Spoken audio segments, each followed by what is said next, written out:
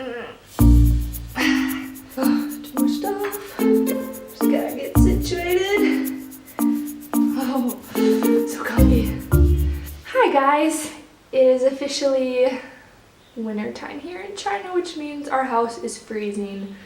It's like way colder in our house than it is outside, so I'm gonna be looking like this for most of the next month or two, bundled up in my blanket. But I feel like I haven't talked to you guys in a long time. It hasn't been too long, but I actually was thinking I would start a new little series called CHATS, which I feel like a lot of people do these. They just have a creative name for sit-down videos where I can answer some questions or just like talk to you guys about random stuff that's going on. So I currently have my favorite hot beverage chai, homemade chai, which I should make a video for because I make it from scratch with spices and it's so much better that way. So yeah, I thought I would just, a lot of people have questions about what life in China is like, or what learning Chinese is like, or how I maintain a vegan diet in China, what it was like moving overseas, all these things. So I just thought it'd be a fun way, like if you guys have questions, yeah, I could just sit down and answer some of them, maybe have more topic focused chai chats, or if I have a lot of different questions in a week, then maybe I would answer a few at a time. I'm not quite sure. So let me know if you guys enjoy this idea or if you have any questions for me, and I can answer them in future chai chats. And that's going to be really hard for me to say. In other news, I think I'm getting a cold, which I haven't been cold sick in so long, which I'm so thankful for, because when I first moved to China, I was sick all the time. But we actually just had a friend from America move here, and so we're hosting her while she looks for an apartment, and I've just been running around. Everything takes longer living in China, so even making food for one more person, or making sure there's food in the house, and then also making sure I get up early and get in my Chinese review or get in my workouts or whatever I want to do with my free time. I basically feel like I haven't really sat down. And yeah, just maybe the colder weather, the not as much sleep, and then walking around city a lot helping her find an apartment. I think it's just getting me sick. So I'm hoping that I don't get fully sick, because we're going to Tokyo on Thursday, which is 2 days away. I'm so excited.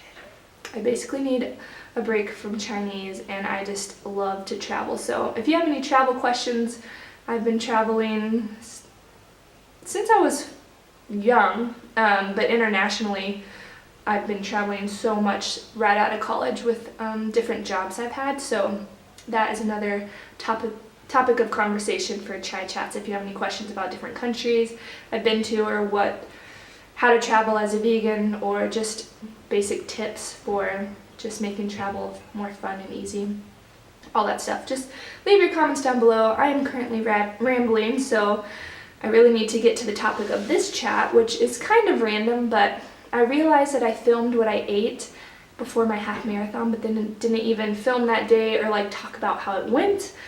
And running races in China are like nowhere else. I mean, I've actually only done running races in America or China now, but they're definitely not like races in America. So I thought it'd be fun just to share my experience and what it was like. And yeah, so last year I trained for this race as well, but fell off my bike a week before the race and did something really bad to my elbow, so I couldn't even like move it / run.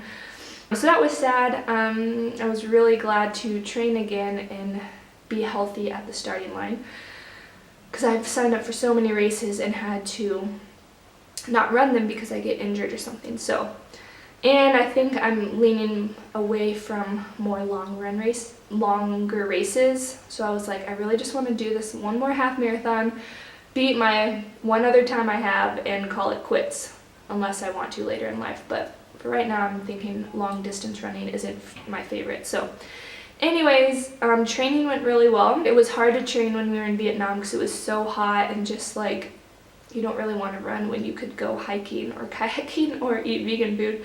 So other than a little short time off in Vietnam, just with some shorter runs, my training went pretty much as planned.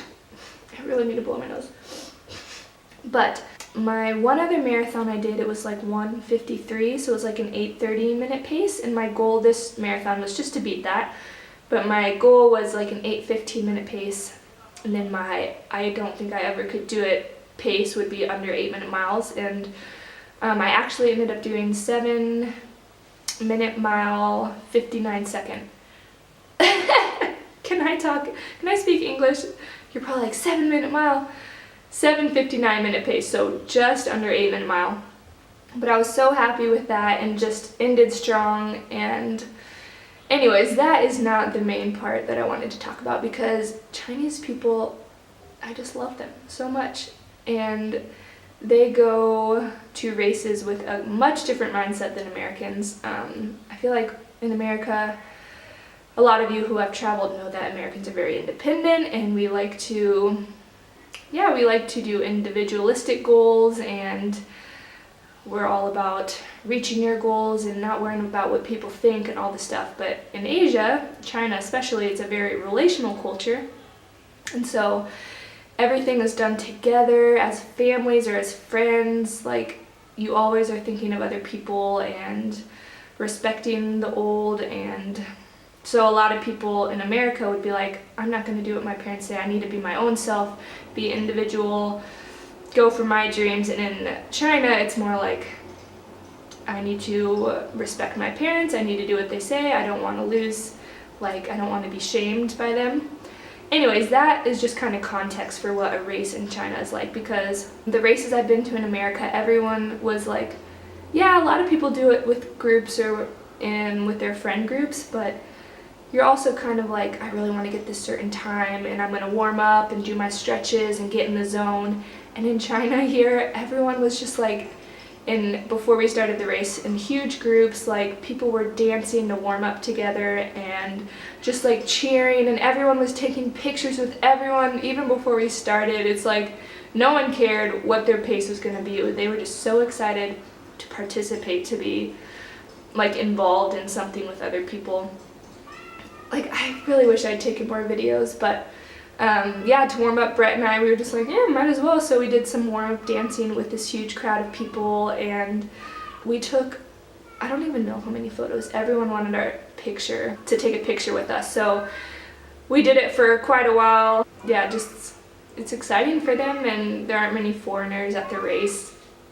So we're like, yeah, might as well. They would really love pictures with some random foreigners. But the funny thing is, once we started, this is another thing about China, like lining up and taking turns isn't really a thing. So if you have never been to China and it's your first time, like if you're getting on a plane or you're getting on a bus, just don't take offense if people cut in front of you or shove you out of the way. It's just how it is here. You just kind of gotta get on and don't worry about lining up. So that kind of explains the start of the race. It was like 20,000 people. They didn't really spread out. Everyone started at the same time, and we just started in different waves, but it was just so many people trying to cross this line. And so the first mile was like crazy slow, which part of me is like, oh, my total time would have been faster if I could have actually run my first mile. My first mile was a minute slower than my average pace. But everyone was like 10 steps across the line, already stopping to take pictures. They're just so excited. People had selfie sticks. Little kids were running with their parents, just holding hands. And it seemed like everyone was like lined up in a wall. It was like you were trying to get through to like get at this pace, and you just couldn't. It was just like people were too excited, taking pictures, stopping to walk. It was just kind of chaotic, and you just had to go with the flow. But yeah, after the first mile, it started to clear up, and the half marathon distance split away from the full marathon, and the 5K people dropped off. So it got so much easier after like a mile and a half. But all along the side of the roads, there were like people in traditional dress cheering on. A very common term you'll hear in like sports or just a way to encourage people is jayo, jayo. And that means to add oil. So if you think of like a fire and you add oil to it, it'll just like spark and erupt. And so that's what you say to someone maybe if they are racing or just doing anything that they need encouragement. You'll just say jayo. So we heard so many jayos, and all the beautiful women on the side of the race track were like in their traditional dresses with umbrellas and just cheering for us, so that was really cool. And random people would just like run by me and just give me like the biggest smiles just because I was a foreigner, and say Jayo. And yeah, the culture of group events in China is so different than anywhere. Just people are enthusiastic and excited, and yeah, it was a good experience. You just got to go into these things not too focused or worried about your individual time or how you'll do. And if you are really focused, you need to figure out a way to get to the beginning of these kind of races. But yeah, the race went really well. I felt pretty good all throughout. I always listen to a podcast for like the first half and then switch over to music. And the hardest part was probably mile 10 to 13. The sun came out and it was like this long stretch where we were going to turn around and you couldn't see the spot where you're going to turn around, so you're like, when will this end?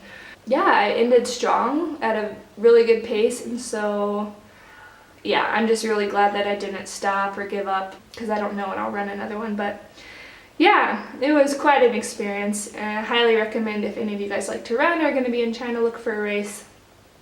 I don't know if it'll be exactly like it was here, but hopefully you'll get to do some group photos and dance parties to warm up and random stuff like that. But I haven't even tried my chai yet. It's so hot. Oh, it's so good. It feels so good in my throat.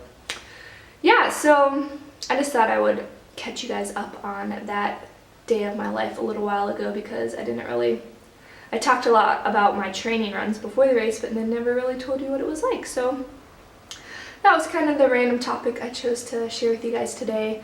I really would love if you have any questions, or if any of you guys are going to China, or if any of you guys want to transition to a vegan diet, or wonder what it's like to live overseas or to learn a language, or all these things. Just leave your comments down below, and I will be sure to have more chai chats, because I'm always game for a cup of chai. Do I have anything else I want to say? I don't think so. Yeah, I'll see you guys next time. Bye!